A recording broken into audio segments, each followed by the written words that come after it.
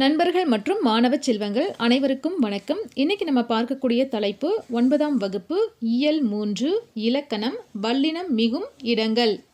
நன்றாக படிக்கக்கூடிய மாணவர்கள் எப்படியாவது தமிழில் முழு மதிப்பெண்களை பெற்றுவிட வேண்டும் அப்படின்றதுக்காக கடினமாக உழைப்பாங்க. நல்ல பயிற்சி எடுத்து அதுக்கப்புறம் தேர்வையும் எழுதுவாங்க. எழுதி முடிச்சதுக்கப்புறம் நம்ம கேட்டோம் அப்படின்னா முழு மதிப்பெண்கள் வந்துடும் அப்படின்னு ரொம்ப நம்பிக்கையாக சொல்லுவாங்க. ஆனால் விடைத்தாள் வந்ததுக்கப்புறம் பார்த்தா அதில் ஒரு அரை மதிப்பெண்ணோ அல்லது ஒரு மதிப்பெண்ணோ குறைந்து வந்திருக்கும். ஏன் அப்படின்னா அவங்க எங்கேயுமே நமக்கு மதிப்பெண்கள் குறைக்க முடியாத பட்சத்தில் வல்லினம் மிகும் இடங்களை தேடி கண்டுபிடிச்சி அதை சரியாக எழுதியிருக்காங்களான்னு பார்த்துட்டு அதில் மதிப்பெண்களை குறைப்பாங்க. இந்த வல்லினம் மிகும் மிகா இடங்களை எப்படி நம்ம எளிமையாக நினைவில் வச்சுக்கிறது அப்படிங்கிறத பற்றி தான் இந்த காணொலியில் நம்ம விரிவாக பார்க்க போகிறோம். மறக்காமல் இந்த காணொலியை முழுமையாக பாருங்கள். வல்லின எழுத்துகள் மொத்தம் எத்தனை இருக்குது? 6. என்னென்ன எழுத்துகள்? கசட தபர. நம்ம சொல்கிறதுக்கு எளிமையாக இருக்கிறதுக்காக தான் நம்ம கசட தபரன்னு சொல்கிறோம். நீங்கள் எழுதும்போது மறக்காமல் மேலே புள்ளி வைக்கணும், அப்போ தான் அது மெய்யெழுத்து. சரி, இந்த கசட தபர இந்த 6 எழுத்துக்களில் அதாவது வல்லெழுத்துகளாக வரக்கூடியது எது அப்படின்னா 4 எழுத்துகள் தான். எது அப்படின்னா க ச த ப. இந்த 4 எழுத்துகளும் மொழிக்கு முதலாக வரும். இது நிலைமொழியுடன் புணரும்போது அதனுடைய மெய் எழுத்துகள் தோன்றி புணரும். இதைத்தான் வல்லினம் மிகுதல் அப்படின்னு சொல்கிறாங்க. இந்த மாதிரி எந்தெந்த இடங்களில் அந்த வல்லினம் மிகும் அப்படிங்கிறதுக்கு சில விதிகள் கொடுத்துருக்காங்க. அந்த விதிகள் மூலமாக நம்ம உதாரணத்துடன் இப்போ பார்க்கலாம். சரி, நீங்கள் முன் வகுப்பில் விகார புணர்ச்சி அப்படின்னு படிச்சிருப்பீங்க. இந்த விகார புணர்ச்சி எத்தனை வகைப்படும் சொல்லுங்க பார்க்கலாம். தோன்றல், திரிதல், கெடுதல். இந்த 3 வகையில் வல்லினம் மிகுந்து வந்தால் அது எந்த வகையில் வரும்? தோன்றல் அப்படிங்கிற விகார புணர்ச்சியில் வரும். சரி, இந்த புணர்ச்சி இலக்கணம் ஏன் தேவைப்படுது அப்படின்னா சொல் அமைப்பினுடைய கட்டுப்பாடுகளை பேணுவதற்கும் பொருள் மயக்கத்தை தவிர்ப்பதற்கும் பேச்சினுடைய இயல்பை பேணவும் இனிய ஓசைக்காகவும் இந்த வல்லின எழுத்துகளினுடைய புணர்ச்சி இலக்கணம் தேவைப்படுது. உதாரணம் பாருங்க. அங்கு சென்றான், அங்கு சென்றான். இதில் வல்லினம் மிகாமல் எழுதும்போது அங்கு என்பது ஒரு பெயரை குறிக்கிறது. அப்போ அது அங்கு என்ற ஒருவன் சென்றான் என்ற பொருளை தருகிறது. அதுவே வல்லினம் மிகும் பொழுது அங்கு சென்றான் என்றால் அங்கு என்பது இடத்தை குறிக்கிறது. அப்போ அங்கே ஒரு இடத்துக்கு போனா அப்படிங்கிற ஒரு பொருளை கொடுக்கிறது. அடுத்தது பாருங்க. ஆணை பெற்றாள், ஆணை பெற்றாள்.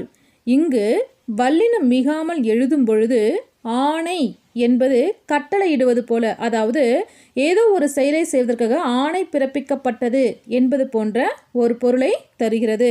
அதுவே நாம் அங்கே வல்லினம் மிகும் பொழுது ஆணை பெற்றாள் என்றால் ஆண் குழந்தையை பெற்றாள் அப்படிங்கிற ஒரு பொருளை கொடுக்கிறது.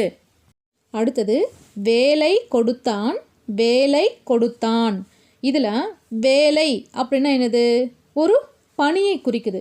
ஏதோ ஒரு பணியை செய்வதற்காக அவர் ஒரு வேலை கொடுத்துருக்கிறாரு அப்படிங்கிற மாதிரியான பொருளை கொடுக்கிறது. அடுத்தது பாருங்க.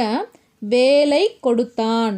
இது வேலை எப்படி பிரிக்கலாம்? வேல் கூட்டல் ஐ. அப்போ வேல் அப்படிங்கிற ஒரு ஆயுதத்தை கொடுத்தான் என்கின்ற பொருளை குறிக்கிறது. ஒரே ஒரு மெய்யெழுத்து தானே, அதை போட்டால் என்ன, போடலைன்னா என்ன, இதில் என்ன பெரிய மாற்றமாக வந்துட போகுது அப்படின்னு நம்மள நிறைய பேர் நினைக்கிறோம். அந்த ஒரே ஒரு மெய்யெழுத்து போடாமல் விட்டால் அதோடைய பொருள் என்ன, போட்டு எழுதினால் அதோடைய பொருள் என்ன அப்படிங்கிறது இப்போ உங்களுக்கு புரிஞ்சிருக்கும். சரி, இந்த மாதிரி பிழைகள் ஏற்படாமல் இருப்பதற்காக தற்கால உரைநடையில் வல்லினம் மிக வேண்டிய இடங்கள் பற்றி சில விதிகள் கொடுத்துருக்காங்க. அதை நம்ம இப்போது விரிவாக பார்க்கலாம் வாங்க. வல்லினம் மிகும் இடங்கள். முதல் தலைப்பு சுட்டு வினா அடியாக தோன்றிய சொற்கள் முன் வரும் வல்லினம் மிகும். எதெல்லாம் சுட்டு எழுத்துகள்? ஆ இ. வினா எழுத்து ஏ யா. சரி, இதில் ஆ இ ஏ அப்படிங்கிற எழுத்தை அடுத்து வல்லினம் மிகும். உதாரணம் அச்சட்டை, இச்சட்டை, எச்சட்டை. அடுத்தது அங்கு இங்கு எங்கு, அப்படி இப்படி எப்படி, அந்த இந்த எந்த, ஆண்டு யாண்டு ஈண்டு, ஆங்கு யாங்கு ஈங்கு அதற்கு இதற்கு எதற்கு அவ்வகை இவ்வகை எவ்வகை அத்துணை இத்துணை எத்துணை. இதை நம்ம எளிமையாக நினைவில் வச்சுக்கிறதுக்காக ஒரு வார்த்தையை மட்டும் எடுத்துக்கலாம். அங்கு இப்படி, எந்த ஆண்டு, யாங்கு அதற்கு, அவ்வகை இத்துணை. இதில் உதாரணம் பாருங்க.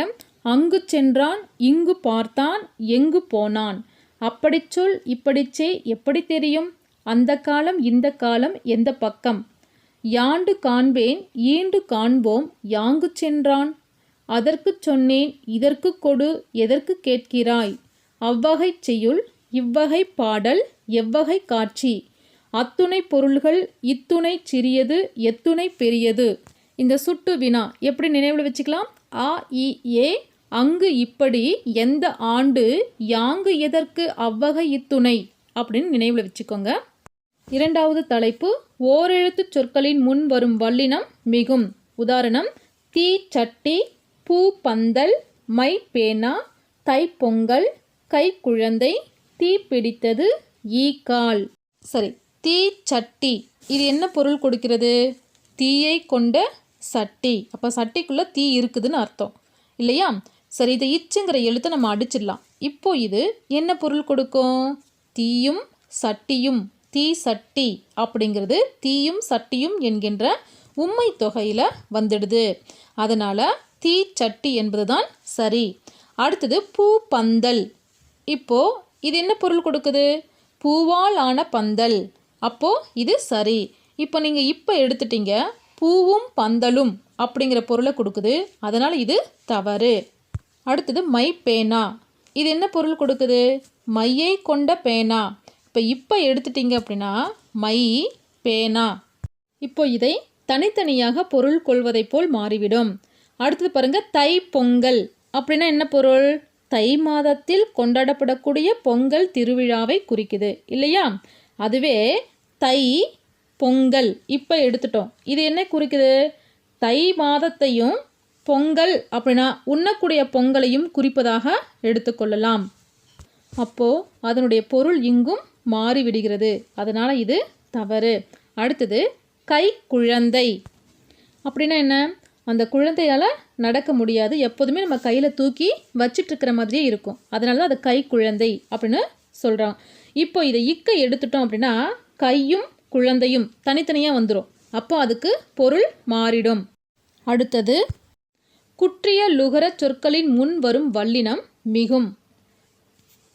இதில் வன்தொடர் குற்றிய லுகரத்துக்கு முன்னாடி வல்லினம் மிகும். உதாரணம் பாக்கு தோப்பு. இது வல்லின எழுத்து இக்கை அடுத்து கூ வந்திருக்குது. அதனால் இது வன்தொடர் குற்றிய லுகரம். அப்போ வன்தொடர் குற்றிய லுகரம் வரும்பொழுது அதுக்கு முன்னாடி இத்து என்கின்ற அதனுடைய வல்லின எழுத்து தோன்றியுள்ளது. அப்போ பாக்கு தோப்பு. அச்சு புத்தகம், 8 தொகை, 10 பாட்டு, இனிப்பு சுவை, கற்று கொடுத்தான், கேட்டு கொண்டேன், விற்று சென்றான்.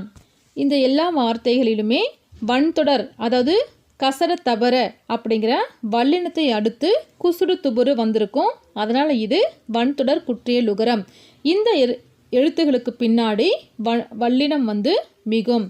அடுத்தது சில மென்தொடர் குற்றிய லுகரங்களில் வல்லினம் மிகும். உதாரணம் குரங்கு குட்டி, பஞ்சு பொதி, துண்டு கடிதம், மருந்து சீட்டு, மருந்து பை, பாம்பு தோல், கன்று குட்டி. இதில் கண்யன நமன அப்படிங்கிறது மெல்லின எழுத்து. அதை தொடர்ந்து வரக்கூடிய குற்றிய லுகரம் அதாவது குசுறு துபுரு வந்தது அப்படின்னா அது மென்தொடர் குற்றிய லுகரம்.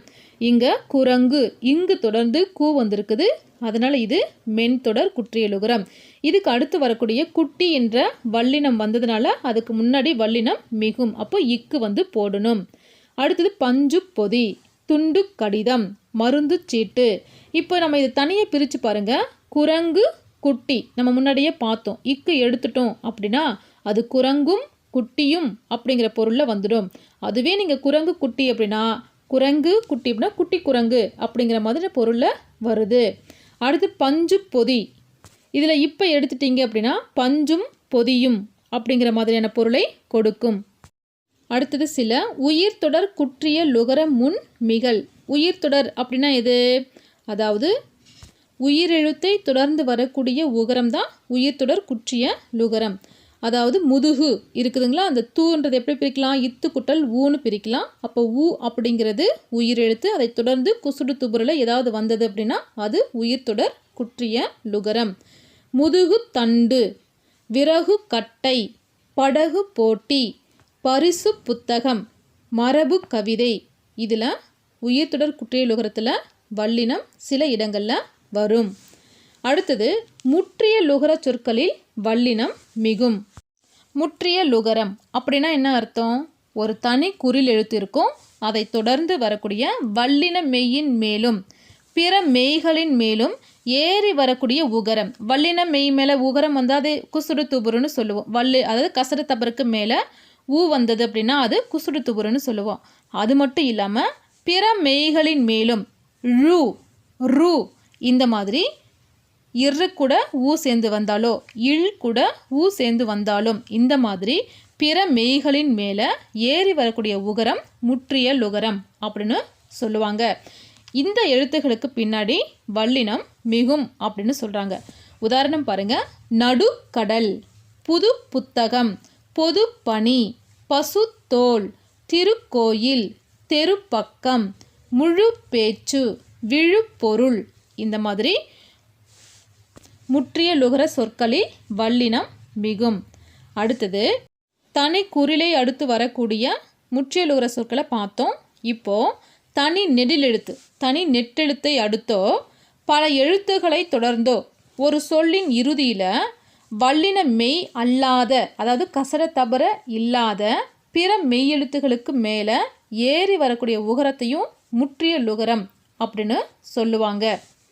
இது பெரும்பாலும் உ அப்படிங்கிற எழுத்தில் முடிவு பெற்றிருக்கும். உதாரணம் சாவு, உணவு, உழவு, நெசவு இந்த மாதிரி வருது இல்லையா, இதுவும் முற்றிய லுகர சொற்கள் தான். இந்த சொற்களை அடுத்து வல்லினம் மிகும் அப்படின்னு சொல்கிறாங்க. சாவு செய்தி, உணவு பொருள், உழவு தொழில், நெசவு தொழிலாளி, தேர்வு கட்டணம், கூட்டுறவு சங்கம், பதிவு தபால், இரவு காட்சி. அடுத்தது வேற்றுமை புணர்ச்சியில் வரும் வல்லினம் மிகல். வேற்றுமை அப்படிங்கிறத நீங்கள் முன் வகுப்பில் படிச்சிருப்பீங்க. முதல் வேற்றுமையிலிருந்து 8ஆம் வேற்றுமை வரைக்கும் இருக்கும். இதில் முதல் வேற்றுமைக்கும் 8ஆம் வேற்றுமைக்கும் உருபுகள் இல்லை. மீறி இருக்கக்கூடிய எல்லா வேற்றுமைகளுக்கும் உருபுகள் உண்டு. இப்போ நம்ம எந்தெந்த வேற்றுமைகளுக்கு முன்னாடி வல்லினம் மிகும் அப்படிங்கிறத விரிவாக பார்க்கலாம். 2ஆம் வேற்றுமை உருபுக்கு முன்னாடி வரக்கூடிய வல்லினம் மிகும். உதாரணம் ஒளியை குறை, பாயை சுருட்டு, கதவை தட்டு, மலரை பறி, கதவை திற. 2ஆம் வேற்றுமை உருபு எது? ஐ. இந்த எல்லா வார்த்தைகளிலும் ஐ அப்படிங்கிற எழுத்தை அடுத்து வல்லினம் மிக்கு வந்துள்ளது. அடுத்தது 4ஆம் வேற்றுமை உருபின் முன் வரும் வல்லினம் மிகும். உதாரணம் எனக்கு கொடு, வீட்டுக்கு தலைவி, ஊருக்கு போனான், முதியவருக்கு கொடு, மெட்டுக்கு பாட்டு, அவனுக்கு பிடிக்கும். இதில் 4ஆம் வேற்றுமை உருபு எது? கு. இங்கே கு அப்படிங்கிற எழுத்துக்கு அடுத்தது வல்லின எழுத்து வந்திருக்குது. அடுத்தது 6ஆம் வேற்றுமை தொகையில் நிலைமொழி அக்ரிணையாய் இருப்பின் அப்போ அங்கு வல்லினம் மிகும். உதாரணம் இப்போ 6ஆம் வேற்றுமை உருபு எது? அது. இங்கே பாருங்க, கிளி கூண்டு. கிளி என்பது அக்ரிணை, கிளியை தொடர்ந்து இக்குங்கிற மெய்யெழுத்து வந்திருக்குது. அப்போ இதை எப்படி நம்ம பொருள் கொள்ள வேண்டும்? கிளியினது கூண்டு. இப்போ அது என்பது தொகையில் எப்போதும் மறைஞ்சு வரும். நம்ம முன்னாடியே படிச்சிருப்போம் இல்லைங்களா? தொகை என்றால் மறைந்து வரும். அப்போ கிளி அது என்கின்ற சொல் இங்கு மறைந்து வந்துள்ளது. அப்போ கிளி கூண்டு, புலி குட்டி, புலியினது குட்டின்னு வரணும். அப்போ அது புலி என்பது அக்ரியில் இருக்கிறதுல அங்கு மெய்யெழுத்து இடம்பெற்றுள்ளது. நரிப்பல், வாழை தண்டு, எருமை கொம்பு, தேர் சக்கரம், புலி தோல், யானை பல், யானை கோடு. இந்த எல்லா வார்த்தைகளிலுமே அக்ரிணையை அடுத்து வரக்கூடிய வல்லினம் மிகும், மிக்கு வந்திருக்குது. சரிங்களா? அடுத்தது நான்காம் வேற்றுமை தொகையில் நிலைமொழி அஃறிணையாய் இருக்கும்போது அங்கு வரும் வல்லினம் மிகும் அப்படின்னு சொல்கிறாங்க. இங்கே பாருங்கள், உதாரணம் குறிஞ்சி தலைவன். நான்காம் வேற்றுமை உருபு எது? கு. கு என்பது நான்காம் வேற்றுமை உருபு. நம்ம முன்னாடியே பார்த்தோம், தொகை என்றால் அந்த கு என்கின்றது என்ற உருபு வந்து மறைந்து வந்திருக்க வேண்டும். அப்போ இங்கே குறிஞ்சி தலைவன், எப்படி இதை விரித்து நம்ம பொருள் சொல்ல முடியும்? குறிஞ்சிக்கு தலைவன். அப்போ கு என்பது மறைந்து வந்துள்ளது. அப்போ நான்காம் வேற்றுமை தொகையில் நிலைமொழி அஃறிணையாயின் வல்லினம் மிகும். இப்போ குறிஞ்சி என்பது அஃறிணை, அதை தொடர்ந்து இத்து என்கின்ற மெய்யெழுத்து வந்துள்ளது. அடுத்தது பாருங்க, படை தளபதி, படைக்கு தளபதி அப்படின்னு வரும். கூலிப்படை அப்படின்னா கூலிக்கு படை. சரி, அடுத்தது இரண்டாம் வேற்றுமை உருபும் பயனும் உடன் தொக்க தொகையில் வரும் வல்லினம் மிகும். அது என்ன உருபும் பயனும் உடன் தொக்க தொகை? நம்ம முன் வகுப்புலேயே படிச்சிருப்போம். நகைக்கடை அப்படிங்கிறத நம்ம எப்படி விரித்து பொருள் கொள்ள முடியும்? நகையை விற்கும் கடை. அப்போது நகை கடை ரெண்டு தான் இருக்குது. அந்த இடையில் வந்து விற்கும் என்பது கூட வந்து அதனுடைய பயன் வந்து தொக்கி வந்திருக்குது. அதனால தான் இது உருபும் பயனும் உடன் தொக்க தொகை என்று அழைக்கப்படுகிறது. இந்த மாதிரி வரும் பொழுது அங்கு வல்லினம் மிகும். இப்போ நகை கடையை விரிக்கும் பொழுது நகையை, அப்போ ஐ என்கின்ற இரண்டாம் வேற்றுமை உருபு இங்கு வந்துள்ளது. விற்கும் என்பது பயன், அதனுடைய பயன் வந்து உடன் தொக்கி வந்துள்ளது. அப்போ இந்த இடத்துல நகை அடுத்து இக்கு இடம்பெற வேண்டும். அடுத்தது தயிர் குடம், தயிரை உடைய குடம். அப்போது ஐ என்கின்ற உருபு இங்கு வருது, உடைய என்ற பயனும் வந்து தொக்கி வந்திருக்குது. அப்போ அந்த மாதிரி வரும்போது இங்கு வந்து தயிர் அடுத்து இக்கு வந்து இடம்பெற வேண்டும். அடுத்தது எலி பொறி, எலியை பிடிக்கும் பொறி. மலர் கூந்தல், மலரை உடைய கூந்தல். நெய் குடம், நெய்யை உடைய குடம். அடுத்தது மூன்றாம் வேற்றுமை உருபும் பயனும் உடன் தொக்க தொகையில் வல்லினம் மிகும். உதாரணம் பாருங்க, வெள்ளி கிண்ணம். மூன்றாம் வேற்றுமை உருபு எது? ஆள். சரி, இந்த வெள்ளி கிண்ணம் என்பதை எப்படி நம்ம விரித்து பொருள் கொள்வது? வெள்ளியால் ஆகிய கிண்ணம். அப்போ ஆகிய என்கின்ற பயன் அதாவது உடன் தொக்கி வந்திருக்குது. அதனால் இது மூன்றாம் வேற்றுமை உருபும் பயனும் உடன் தொக்க தொகை. அப்போ அந்த மாதிரி வரும் பொழுது அங்கு மெய்யெழுத்து இடம்பெற வேண்டும். வெள்ளி கிண்ணம். இரும்பு பெட்டி, இரும்பினால் ஆகிய பெட்டி அப்படின்னு வரும். அப்புறம் தேங்காய் சட்னி, தேங்காயால் ஆன சட்னி. அடுத்தது பித்தளை குடம், பித்தளையால் ஆன குடம் அப்படின்னு பொருள் கொள்ள வேண்டும்.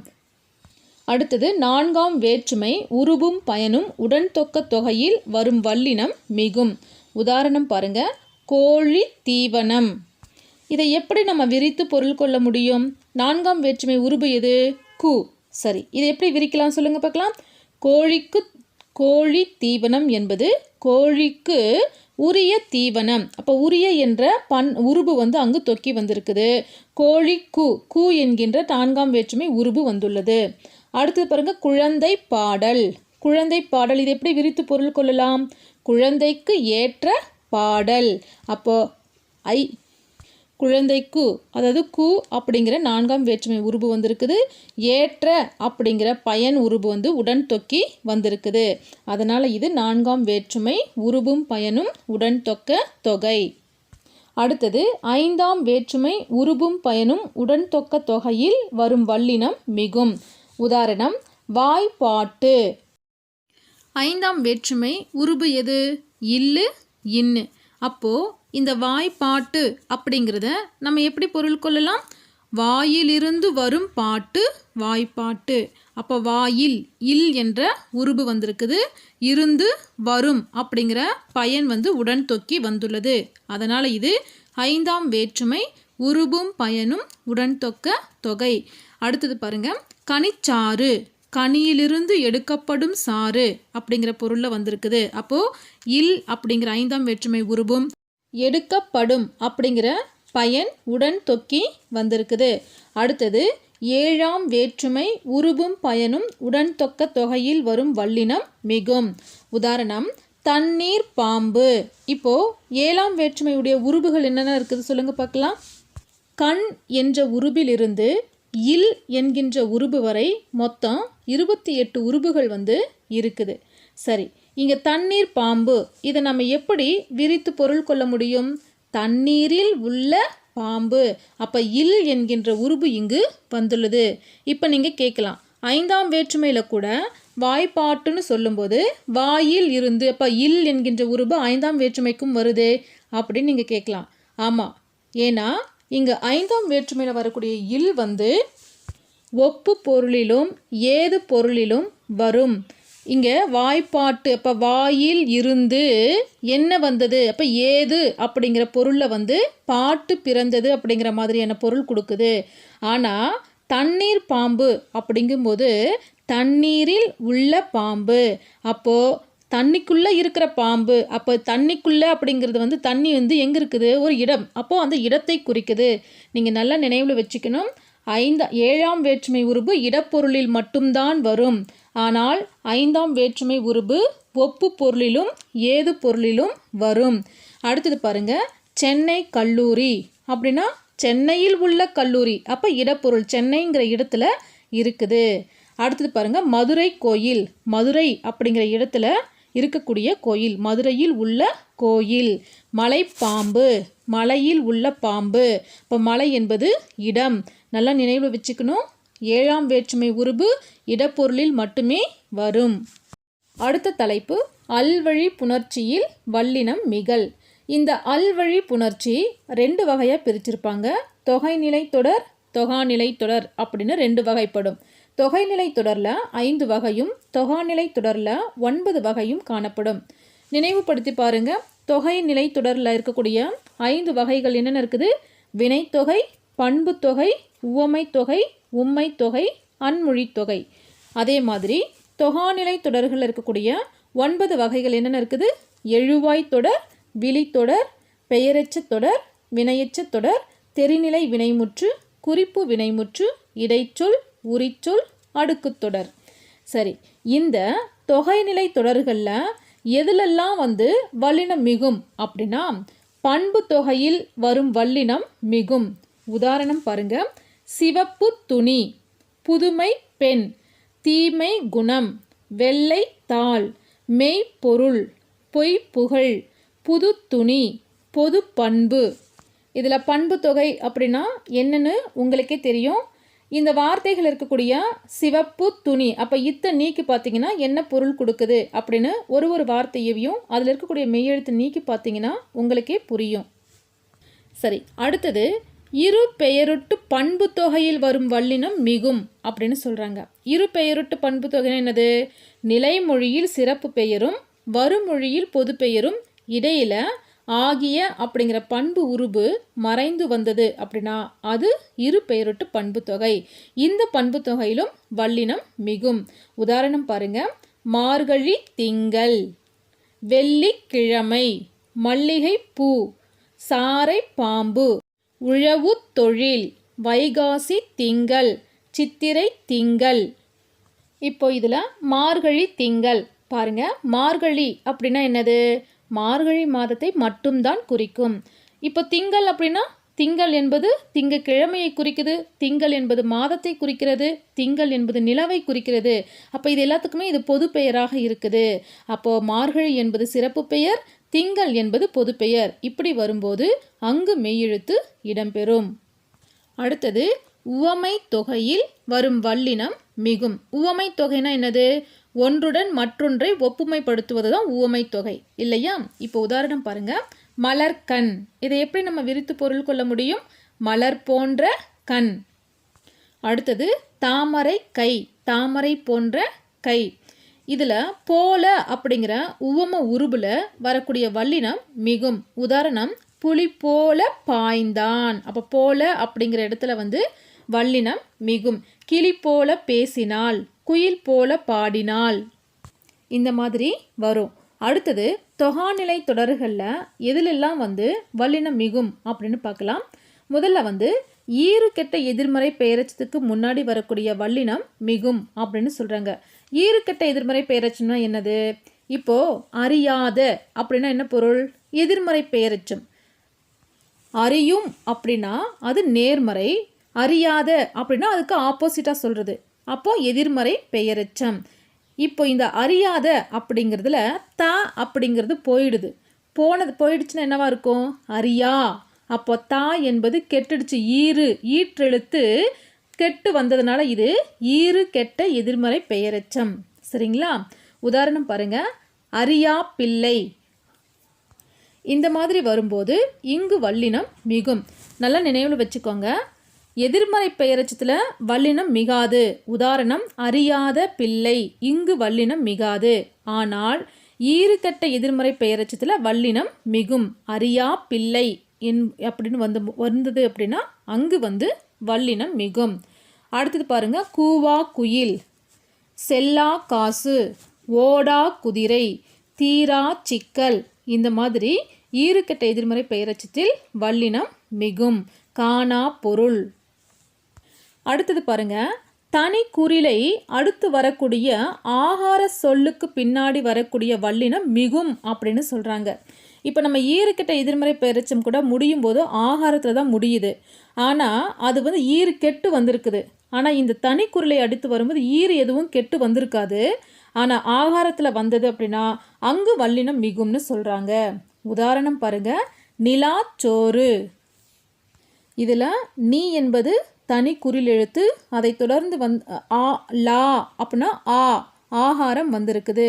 அங்கு வல்லினம் மிகும். கனா கண்டேன். இந்த மாதிரி தனி குறிலை அடுத்து வரக்கூடிய ஆகார சொல்லுக்கு பின்னாடி வல்லினம் மிகும்.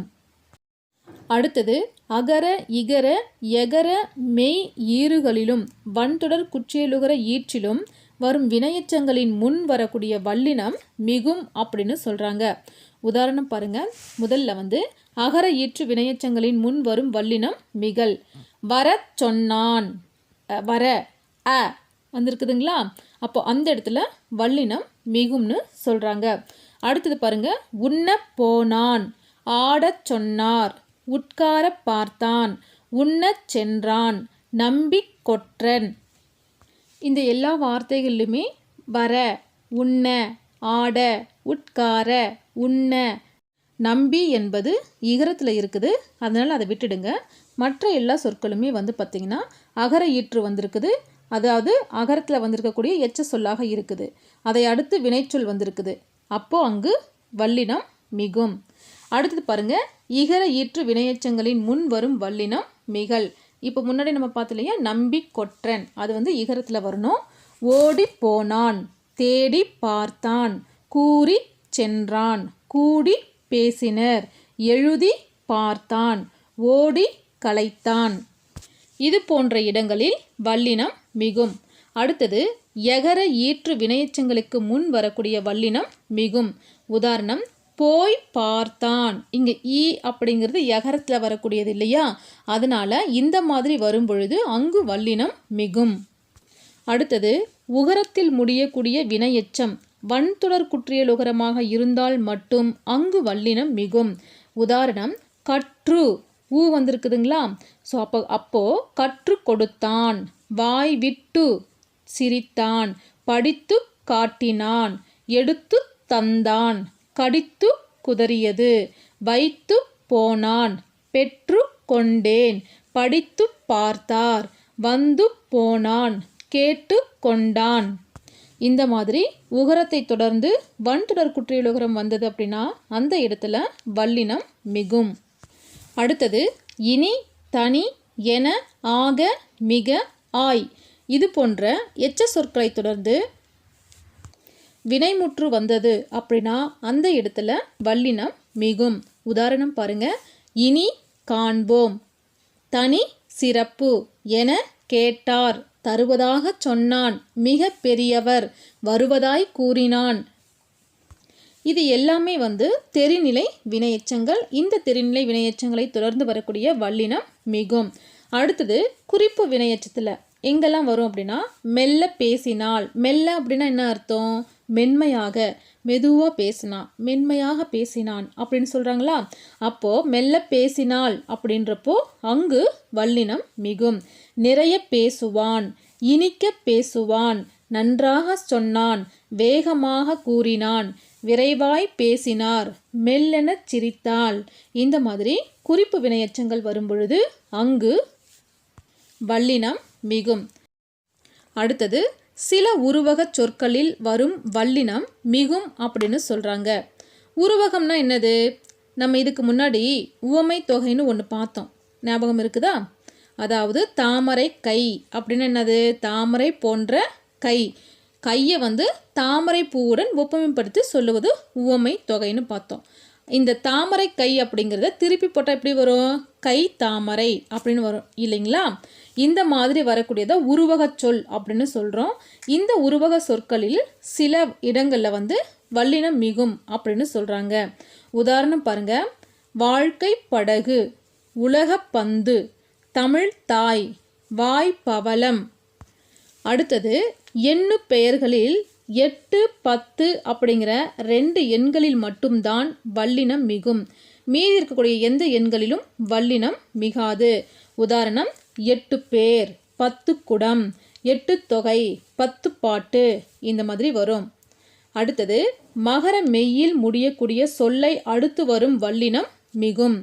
நல்லா பாருங்க. மரம் கூட்டல் சட்டம், இது எப்படி நம்ம சேர்த்து எழுதும்போது எப்படி எழுதணும்? மரச்சட்டம். அப்போ இம் என்கின்ற எழுத்து இங்கு மறைந்து விடும். இச்சு அப்படிங்கிற அதனுடைய மெய்யெழுத்து தோன்றும். அடுத்து பாருங்க. அதே மாதிரி வட்டப்பாறை, வட்டம் கூட்டல் பாறை, வட்டப்பாறை. மரம் கூட்டல் கிளை, மரக்கிளை. குளம் கூட்டல் கரை, குளக்கரை. தொடக்க கல்வி, தொடக்கம் கூட்டல் கல்வி, தொடக்க கல்வி. அறம் கூட்டல் பணி, அறப்பணி. கட்டடம் கூட்டல் கலை, கட்டடக்கலை. வீரத்திலகம், வீரம் கூட்டல் திலகம். மரப்பெட்டி, மரம் கூட்டல் பெட்டி. பட்டம் கூட்டல் படிப்பு, பட்டப்படிப்பு. இந்த மாதிரி மகர மெய்யில் முடியும் சொல்லை அடுத்து வரக்கூடிய வல்லினம் மிகும். அடுத்தது சில இடைச்சொல்லில், இடைச்சொல் அப்படின்னு நம்ம இருக்குது இல்லையா, அந்த இடைச்சொல்லில் வல்லினம் மிகும்னு சொல்கிறாங்க. உதாரணம் பாருங்க. இனி கொண்டான். நம்ம முன்னாடியே இனி தனி அப்படின்னு பார்த்தோம் இல்லைங்களா? அந்த இனி என்பது ஒரு இடைச்சொல். அணி கொண்டான், இங்கு அணி அப்படிங்கிறது இடத்தை குறிக்கக்கூடிய சொல்லாக இருக்குது. ஆங்க கொண்டான். இந்த மாதிரி சில இடைச்சொற்களில் வல்லினம் மிகும். அடுத்தது உரிச்சொல்லில் மிகும் அப்படின்னு சொல்கிறாங்க. சால, தவ, தட, குழ, இந்த உரிச்சொற்களுக்கு பின்னாடி வரக்கூடிய வல்லினம் மிகும். உதாரணம் சாலச் சிறந்தது, தவ பெரியன். அடுத்தது திசை பெயர்களில் வரக்கூடிய வல்லினம் மிகும். உதாரணம் வடக்கு பக்கம், கிழக்கு பகுதி, கிழக்கு கடல், மேற்கு சுவர், வடக்கு தெரு, தெற்கு பக்கம். இந்த மாதிரி திசை பெயர்களில் வரக்கூடிய வல்லினம் மிகும். மேலும் சில நம்ம கொஞ்சம் அங்கங்கே விட்டுருக்கிறத மட்டும் சொல்கிறேன். ஒற்றை, இரட்டை, இந்த மாதிரி வருது இல்லையா, இதுக்கு பின்னாடி வரக்கூடிய வல்லினம் மிகும். உதாரணம் ஒற்றை கை, இரட்டை குழந்தைகள். இந்த மாதிரி முன்னாடி நம்ம இடைச்சொல்லில் மிகும்னு பார்த்தோம் இல்லையா. மற்ற பிள்ளைகள், இங்கு மற்ற என்பது ஒரு இடைச்சொல், அதை அடுத்து வரக்கூடிய வல்லினம் மிகும். அடுத்தது பயிற்சி பள்ளி. நம்ம முன்னாடியே இகர ஈற்று வினையச்சங்களுக்கு பின்னாடி வரக்கூடிய வல்லினம் மிகும் பார்த்தோம் இல்லையா.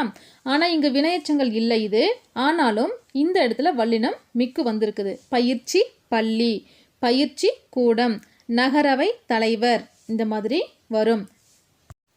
நன்றி. மீண்டும் ஒரு பதிவுடன் உங்களை சந்திக்கிறேன்.